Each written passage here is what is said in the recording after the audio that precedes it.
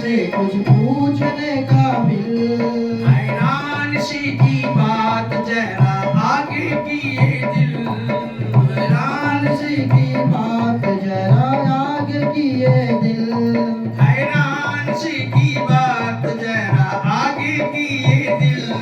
हैरान सी बात जरा आगे की है दिल। जय श्री भोलेनाथ ने जय सच्चिदानंद करके प्रणाम किया, दूर से ही प्रणाम किया। माता ने कहा, सती ने ये किया, ये तो उचित नहीं है। भगवान भोलेनाथ ने कहा, सती तर्क वितर्क मत करो, वो मेरे राम हैं। ये मत सोचो कि दशरथ के पुत्र हैं, वो स्वयं नारायण ईश्वर निर्गुण ब्रह्म सगुण वपुधारी, वो स्वयं इस पृथ्वी पे लीला करने के लिए आए हुए हैं। आखिरकार सती के मन में संदेह हो गया और विभेद तब होता है जब शंका उपज जाती है। आखिर सती के मन में शंका उपज गई तो हुआ क्या? सुन करके यह बात सती हंसी, हद से ज्यादा श्री राम का लेने के लिए पुख्ता इरादा, श्री राम का लेने के लिए पुख्ता इरादा।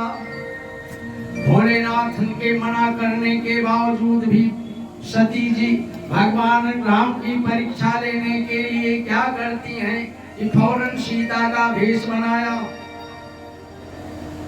उधर से श्री राम अपने सीता को खोजते हुए, माता जगत जननी सीता को खोजते हुए चले जा रहे थे।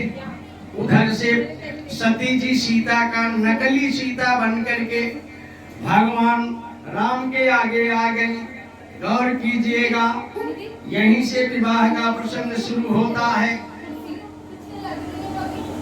इतने में उधर राम सभी से पूछ रहे हैं, जीव जंतुओं से पूछ रहे हैं कि तुमने कहीं मेरी सीता को देखा है कि हे खग मृग, हे मधुकर श्रेणी, तुम देखी सीता मृग नैनी। इतने ही में रास्ते में सामने से चली आती है सीता। सती जी सीता का भेष बना के चली आ रही हैं। लक्ष्मण ने सोचा, बड़ी खुशी हुई, चलो मैं मैया का चरण स्पर्श कर लूं। इतने में सामने से चली आती है सीता। और लक्ष्मण तो बढ़े पूजने को पाव पुनीता। लक्ष्मण ने सोचा, माता के चरण का स्पर्श कर लूं, आशीर्वाद ले लूं। लेकिन गौर कीजिएगा मेरे श्रोतागण, भक्तजन, ध्यान देना। लक्ष्मण तो अभी बढ़ते, लक्ष्मण तो अभी बढ़ते ही थे अरे सर को झुकाने। अरे श्री राम ने पाँव पकड़ लिए उनके बहाने, श्री राम ने पाँव पकड़ लिए उनके बहाने। श्री राम ने भी पकड़ लिए उनके बहाने। राम ने भी पकड़ लिए उनके बहाने। लक्ष्मण तो अभी बढ़ते ही थे सर को झुकाने, लक्ष्मण तो अभी बढ़ते ही थे सर को झुकाने। राम ने पकड़ लिए उनके बहाने, राम ने पकड़ लिए उनके बहाने। राम ने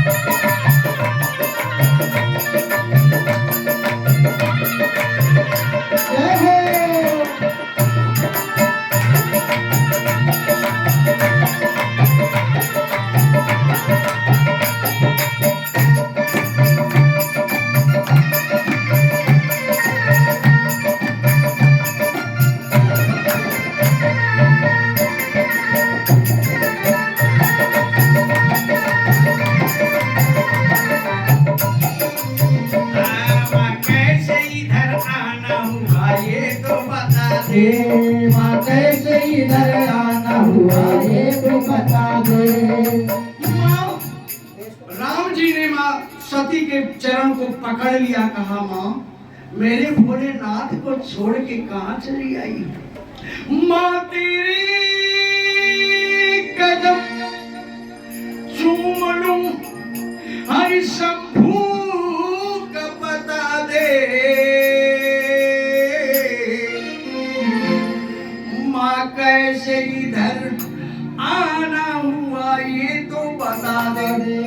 माँ तुम्हारा आगमन कैसे हो गया मेरे भोलेनाथ को छोड़ के? शर्मा गई सब, परीक्षा लेने गई थी राम की और स्वयं परीक्षा बन गई। भगवान राम ने कहा माँ मेरे भोलेनाथ का, माँ तेरे कदम चूम लूं, शंभू का पता दे। माँ कैसे इधर आना हुआ ये तो बता दे। शर्मा गई सती, तब शर्म से सती ने अपनी आंख झुकाई। जब आदमी शर्मिंदा हो जाता है तो उसके नेत्र स्वयं स्वतः झुक जाते। तब शर्म से सती ने अरे अपनी आंख झुकाई। तब राम ने अपनी वहीं पे लीला दिखाई। मेरे राम ने क्या लीला दिखाई? क्या लीला?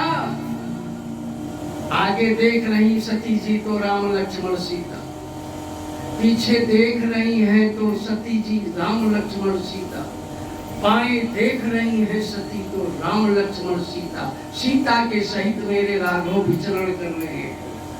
क्या चौतरफ सिया राम लखन जन बनुमाए।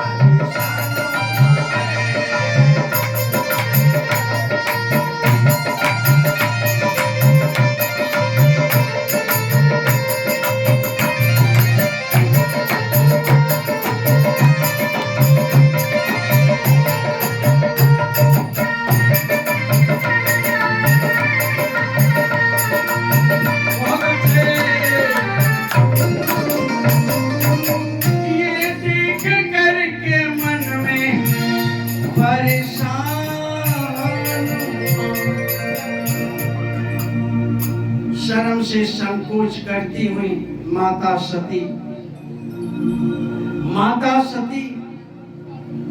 भोलेनाथ के पास पहुंचती हैं।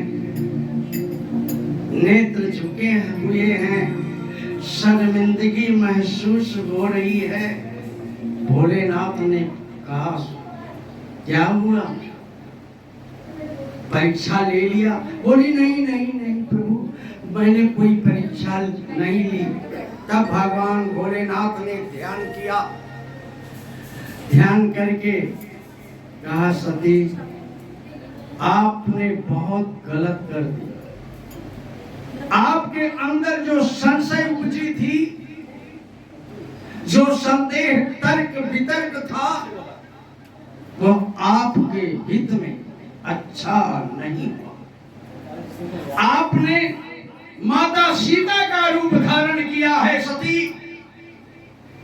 इसलिए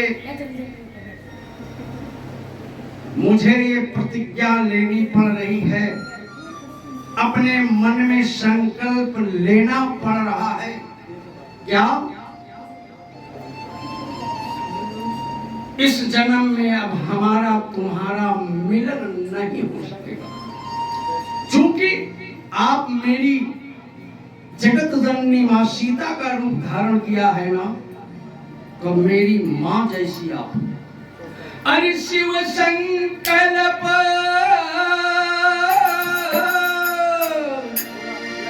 ए भैया श्रोतागण ध्यान दीजिए, भोलेनाथ ने क्या संकल्प किया कि शिव संकल्प अरे कीन मन माही, यही तरह सत्य भेद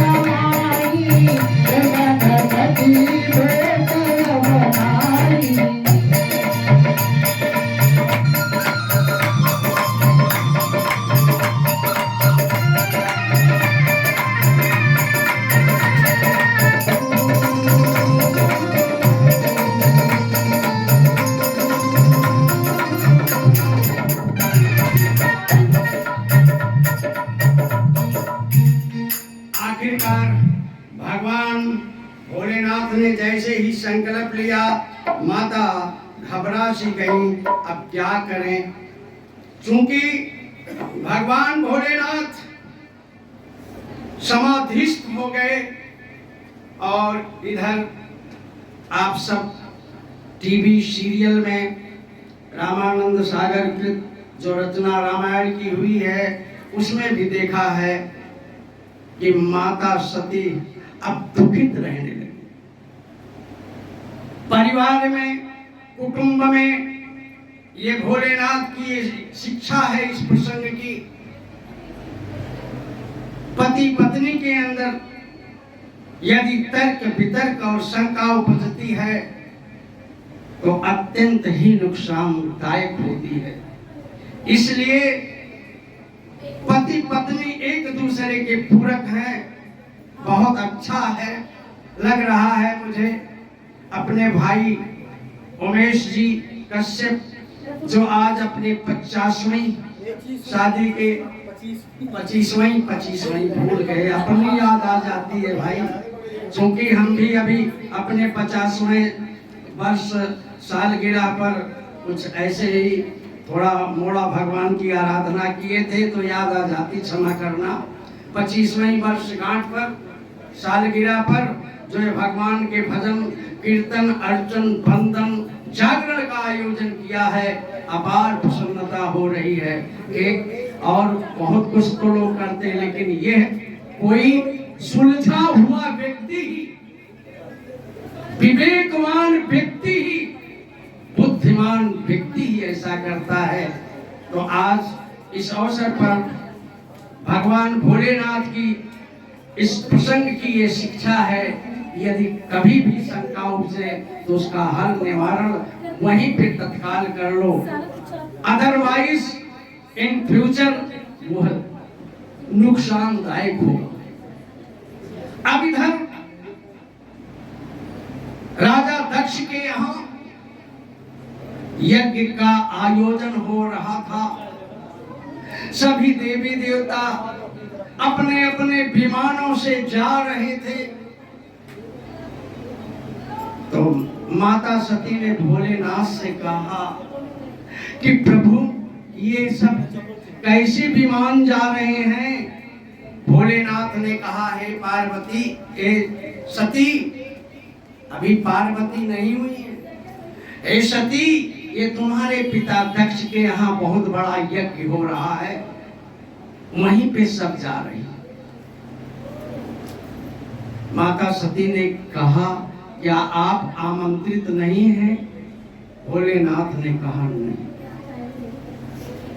जहां चाहे मायका क्यों ना ही हो, अगर पति का सम्मान नहीं है, उस जगह पत्नी को भी चाहिए। जहां मेरे पति का सम्मान नहीं है, वो भी मेरे लिए त्याज्य है।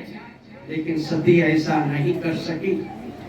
सदा चलने के लिए तैयार हो गई, जाने के लिए तैयार हो गई। भोलेनाथ ने मना किया, मत जाओ मत जाओ, लेकिन सती नहीं मानी और उस यज्ञ में राजा दक्ष के यहाँ चली गई।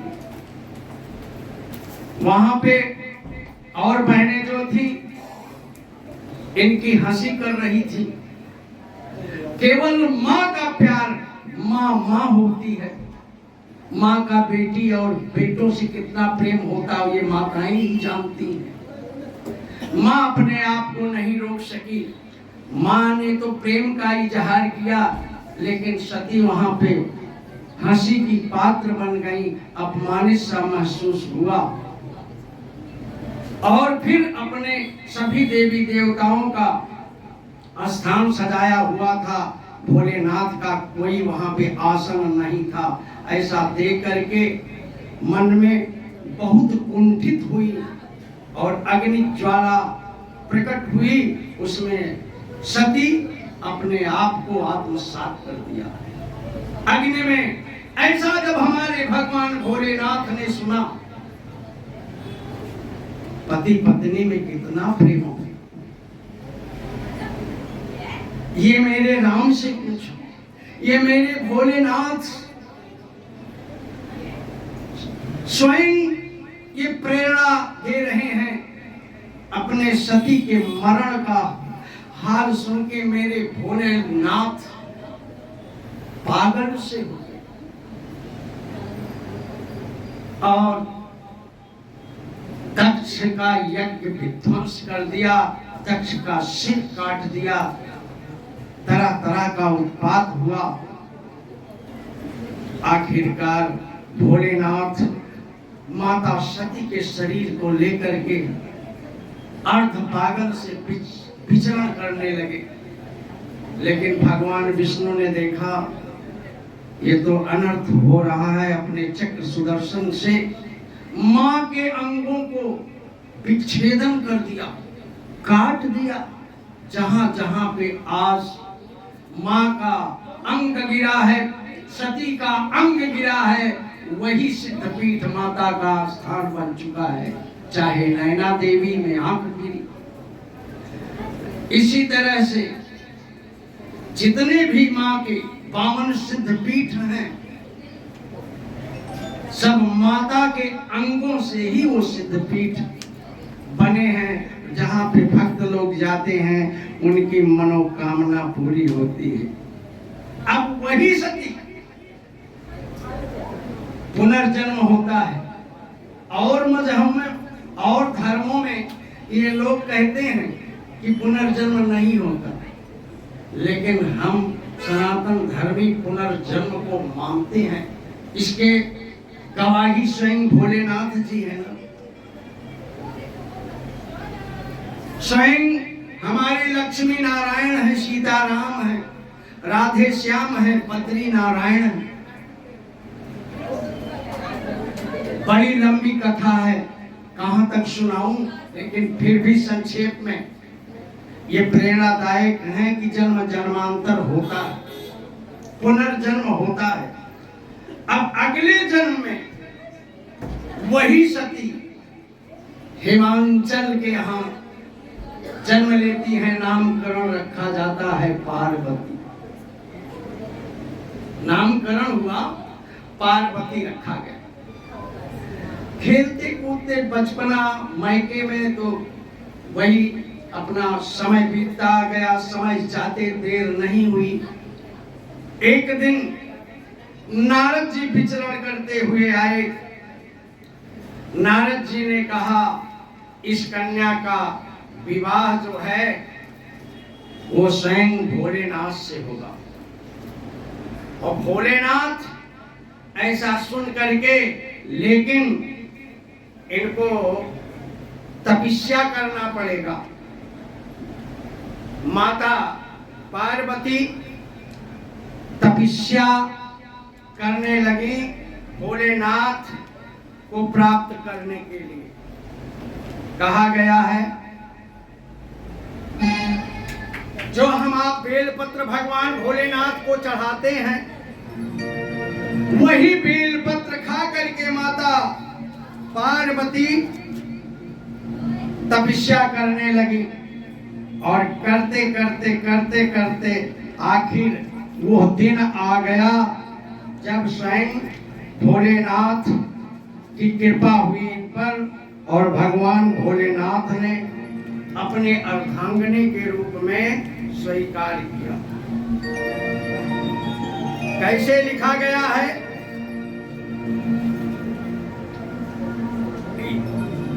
मंगल भवन अमंगल हारी, उमा सहित जही जपत मुरारी। उमा सहित जही जपत मुरारी। माता पार्वती अपने भोलेनाथ को प्राप्त करने के लिए, पाने के लिए तपस्या करने लगी। आखिर वो संजोग से वो शुभ दिन भी आ गया जब भोलेनाथ और माता पार्वती के शुभ विवाह का मुहूर्त रख दिया गया। और बारात भोलेनाथ लेकर के चलते हैं कहाँ?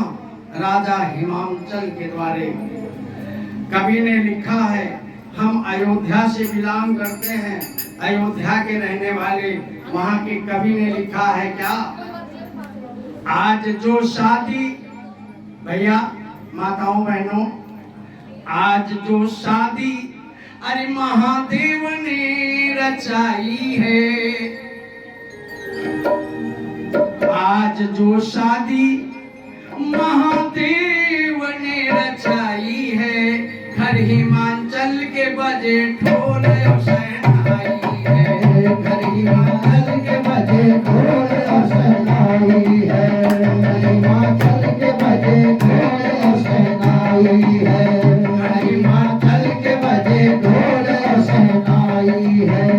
आज जो शादी महादेव ने रचाई है, आज जो शादी महादेव ने रचाई है। हिमाचल के बजे ढोल शहनाई है। हिमाचल के बजे ढोल शहनाई है।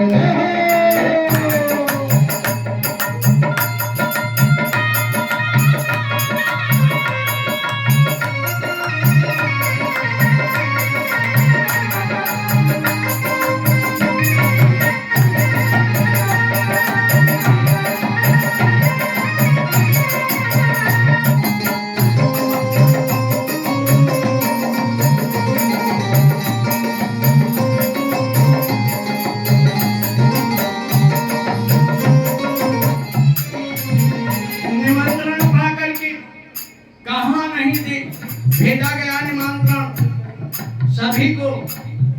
जैसे आजकल व्हाट्सएप किया जाता है, फेसबुक पे डाल दिया जाता है, वैसे भगवान भोलेनाथ का संदेश Pakistan, America, Indonesia, Holland, England हर जगह पहुंच गया।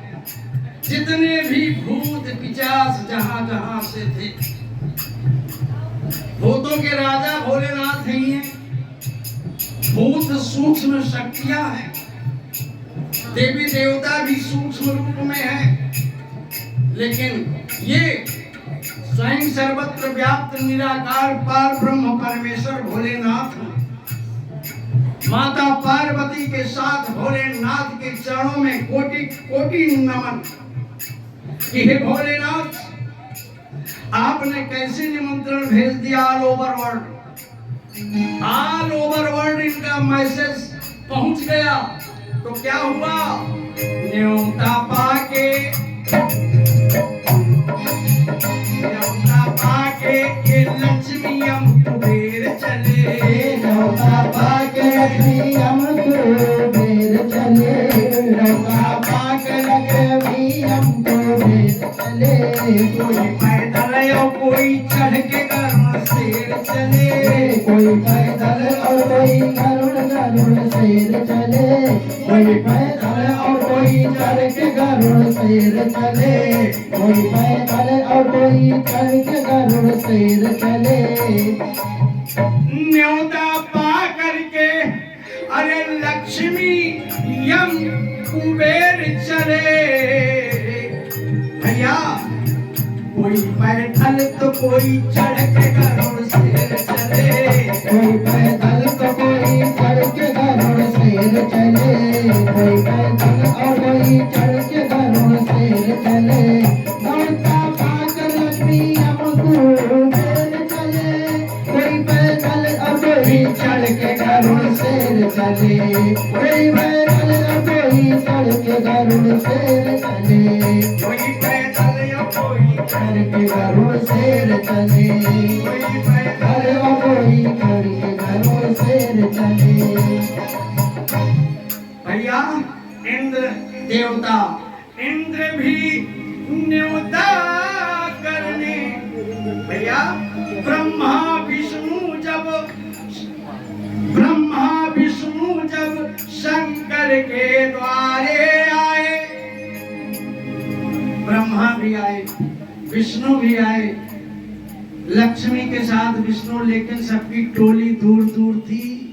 बहुत दूर में बारात चल रही थी। देवी देवता अलग थे, मरी मसान अलग थे, भूत प्रेत अलग थे। कैसे कि ब्रह्मा विष्णु जब शंकर के द्वारे आए,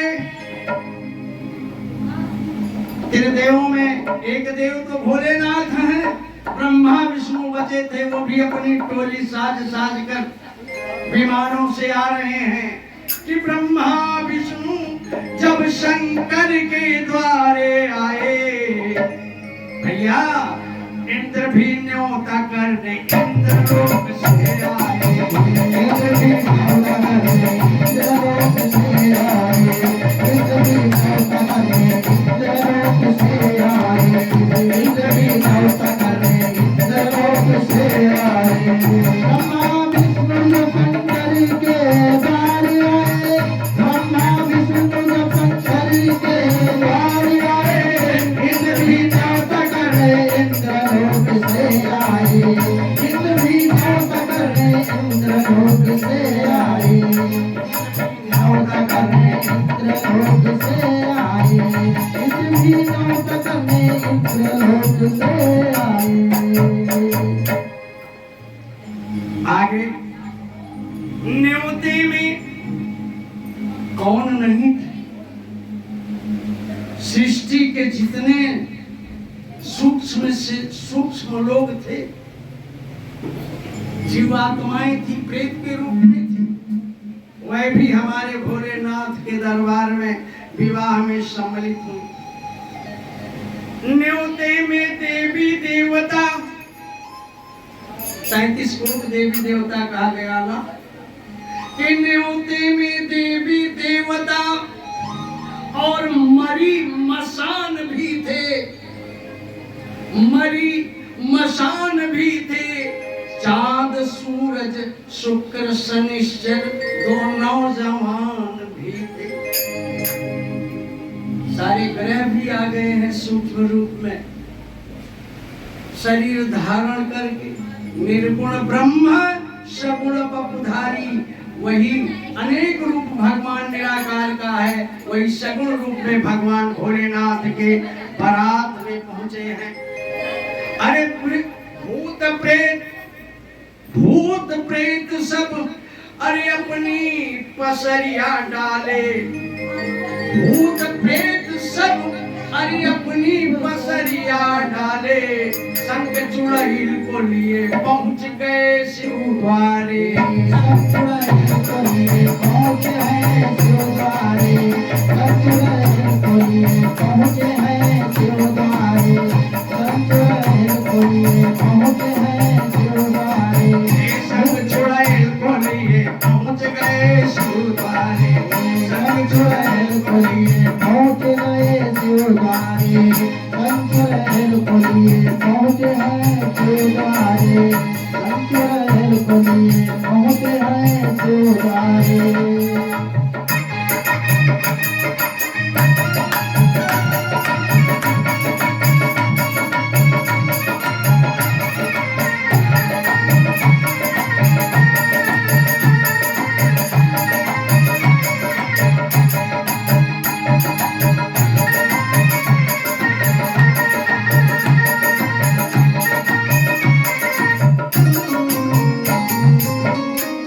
संग चुड़ैल को लिए अरे भैया पहुंच गए शिवदारे।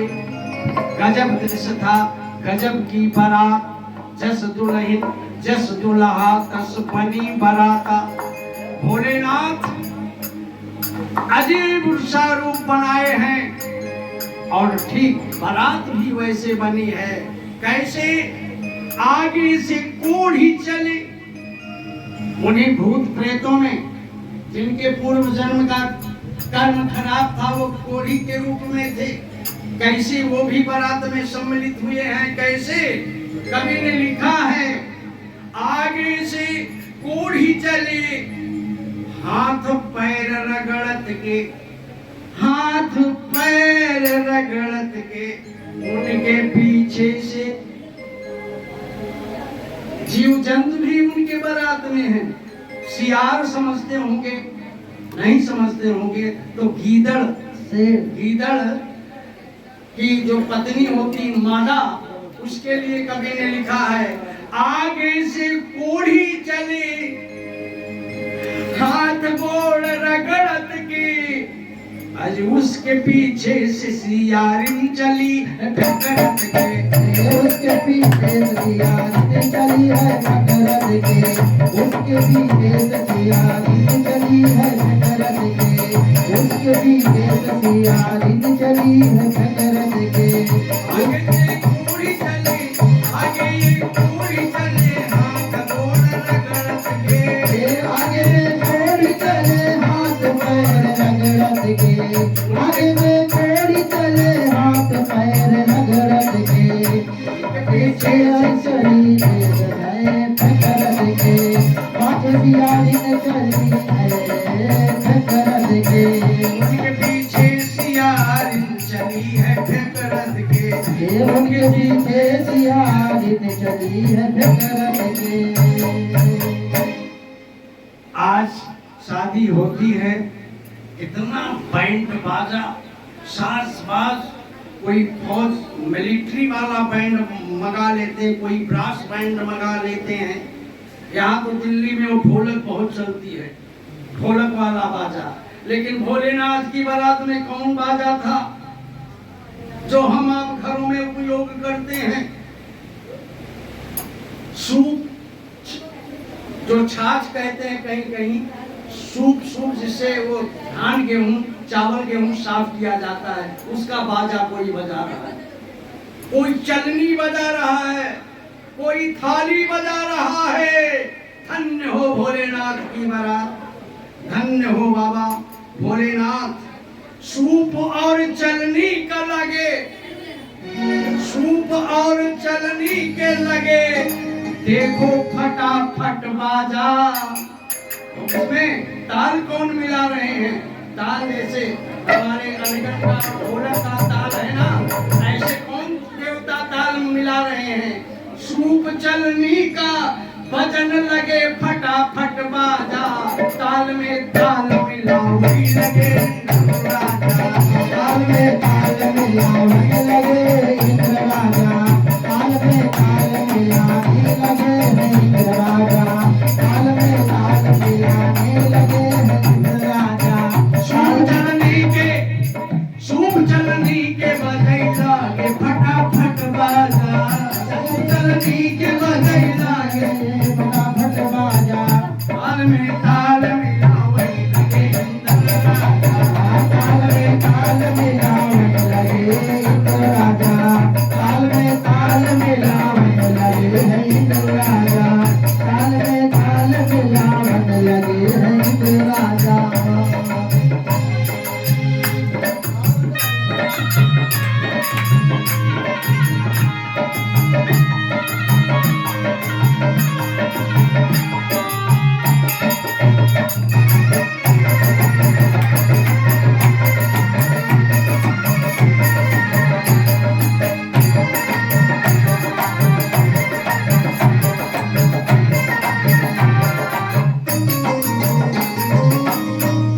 बारात पहुंच गई।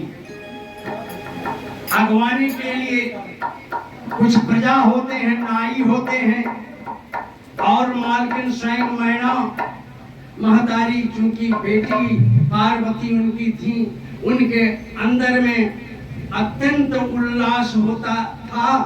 चूंकि जब माँ बेटी की शादी होती है तो अपनी सहेलियों के साथ, सखियों के साथ बहुत ही खुशी महसूस करती है। आज मैना जी को बड़ी खुशी महसूस हुई, आगे अगवानी के लिए बढ़ती हैं, लेकिन बारात का रूप देख करके सिर पकड़ लेती हैं और रोने लगती हैं। इतने में भोले बाबा के गले में तो प्रकृति से युक्त थे ना, सांप और बिच्छू भी उनके अंग संग थे। एक बिच्छू ने नाई जो होते हैं नाउनी, उनकी नाई की औरत को टुपक दिया।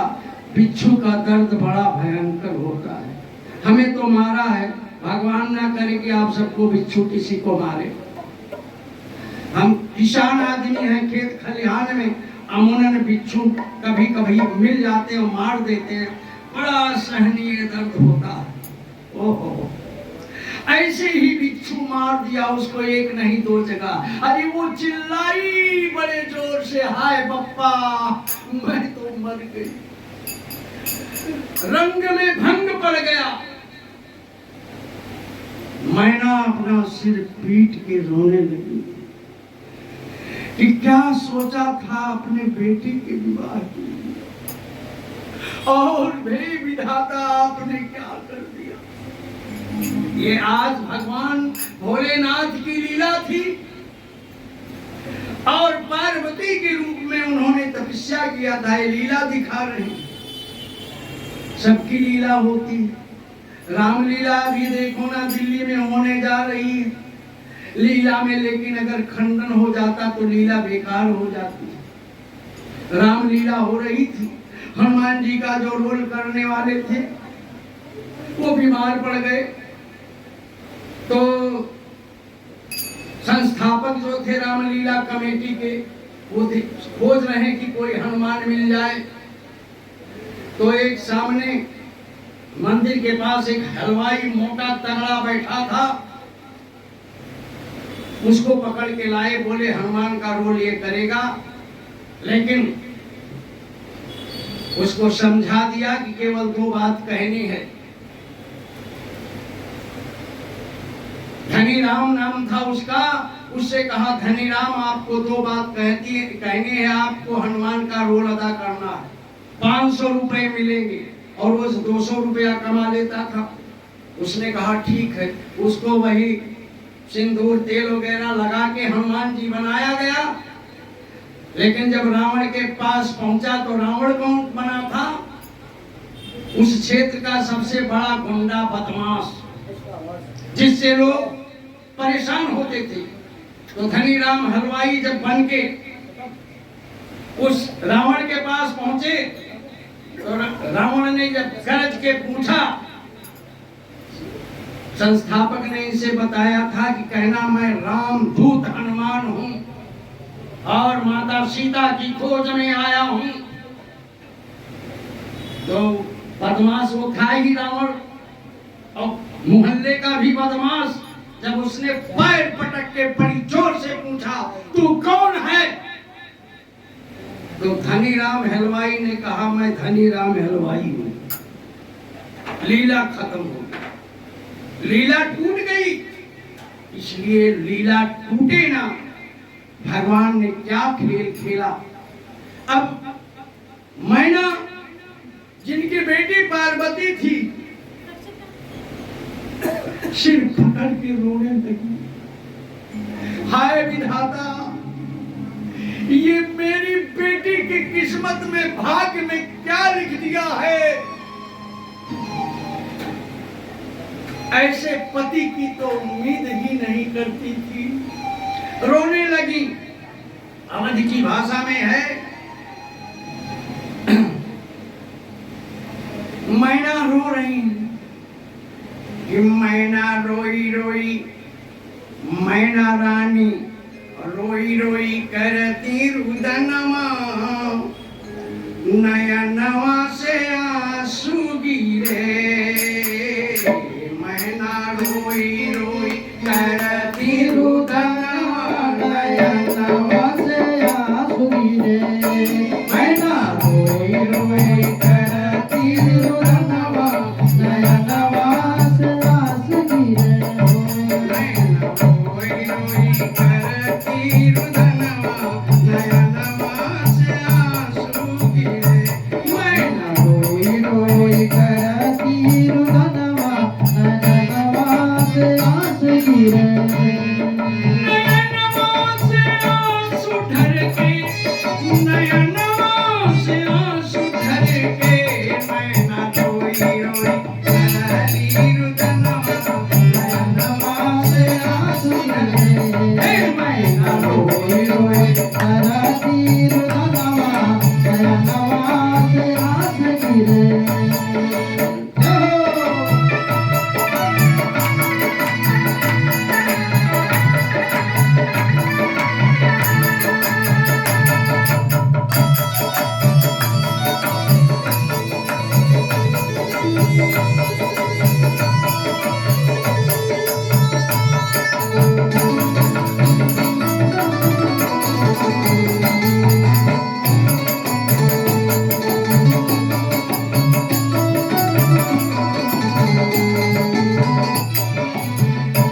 अरे जमन तुम कैलू 12 बरस बनवा।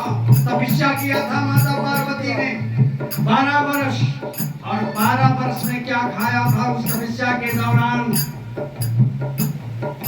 बेलपत्र खाया। बेलपत्र एक औषधीय वृक्ष है, पौधा है। इसीलिए मेरे भोलेनाथ ये अपनी इच्छा प्रकट कर दी कि जो पूजन में बेलपत्र चढ़ाएगा वो मेरी कृपा पाएगा। धन्य हो भोलेनाथ। माता मैना कह रही है, ए जब तुम कैलू 12 बरस बनवा, जब तुम कैलू 12 बरस बनवा, जब तुम कैलू 12 बरस बनवा, जब तुम कैलू 12 बरस बनवा। बेटी बेटी झूठ भैले है तोहरा सपना, है बेटी झूठ भैले है तोहरा सपना, बेटी झूठ भैले है तोहरा सपना। जमन तुम कैलू है 12 बरस तप बनवा। हे पार्वती, अरे बेटी झूठ भैले, अरे उ तोहरा सपनवा, नयनवा से आंसू गिरे, नयनवा से आंसू गिरे। मैना रोई रोई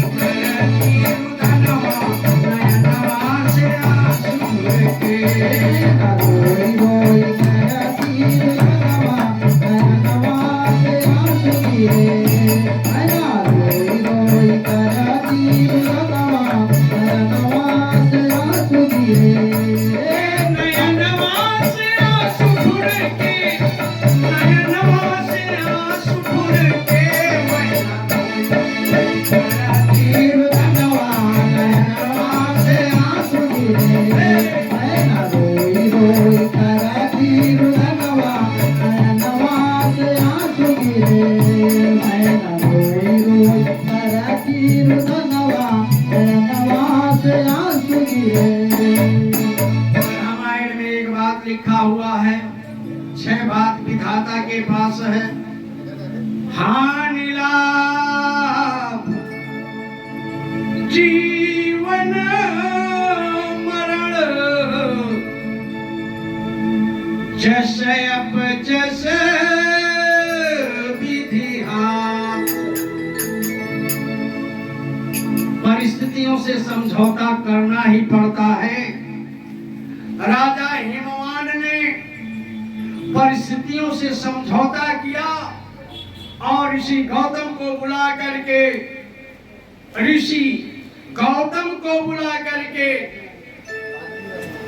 भोलेनाथ और पार्वती का